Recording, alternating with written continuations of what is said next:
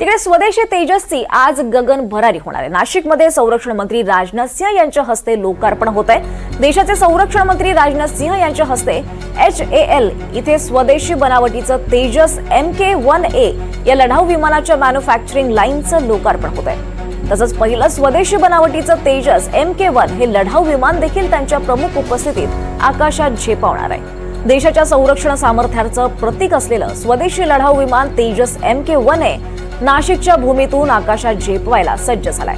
Hindustan aeronautics लिमिटेडच्या नाशिक प्रकल्पात Tejas MK1A या लढाऊ विमानाची बांधणी करण्यात आली आहे। HALची कामगिरी एका दृष्टिक्षेपात 6 दशकात HAL नाशिककडून 900हून अधिक विमानांची निर्मिती होते। जवळपास 2000 विमानांची देखभाल दुरुस्ती पूर्ण झाली आहे आणि स्वदेशी तेजस MK1A निर्मितीला नाशिक प्रकल्पात गती मिळाली आहे। HTT 40 प्रशिक्षणार्थी विमानाची ही दुसरी उत्पादन साखळी सुद्धा उद्घाटनासाठी सज्ज झाली आहे। तर ही थेट दृश्य आपण पाहतोय।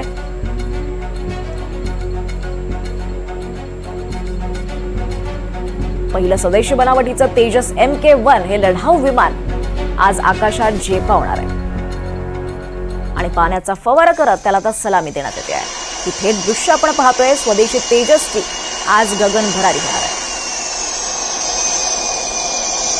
देशाचे संरक्षण मंत्री राजनाथ सिंह यांच्या हस्ते HAL इथे स्वदेशी बनावटीचं तेजस MK1A या लढाऊ विमानाच्या मॅन्युफॅक्चरिंग लाईनचं लोकार्पण होत आहे आणि तिथे ही थेट दृश्य आपण पाहतोय। या स्वदेशी तेजसची आज गगन भरारी होत आहे। नाशिकमध्ये संरक्षण मंत्री राजनाथ सिंह यांच्या हस्ते हे लोकार्पण होत आहे। HAL इथे स्वदेशी बनावटीचं तेजस MK1A हे जे लढाऊ विमान आहे याच्या मॅन्युफॅक्चरिंग लाईनचं आज लोकार्पण होत आहे। त्याचबरोबर पहिलं स्वदेशी बनावटीचं तेजस MK1 हे लढाऊ विमान देखील त्यांच्या प्रमुख उपस्थितीत आकाशात झेप घेणार आहे। तरी दृश्य आपण पाहतोय। तेजस विमानाचं संरक्षण मंत्री राजनाथ सिंह यांच्या हस्ते लोकार्पण होणार आहे। MK1 हे लढाऊ विमान आता गगन भरारी घेण्यासाठी सज्ज झालं आहे।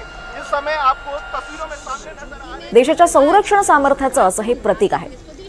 स्वदेशी लढाऊ विमान तेजस MK1A हे नाशिकच्या भूमीतून आकाशात झेपवायला सज्ज झालं आहे। और बता दें कि बेंगलुरु के बाद अब नासिक में भी HAL ने लाइट कॉम्बैट एयरक्राफ्ट यानी तेजस मार्क 1A की नई असेंबली लाइन शुरू कर दी है।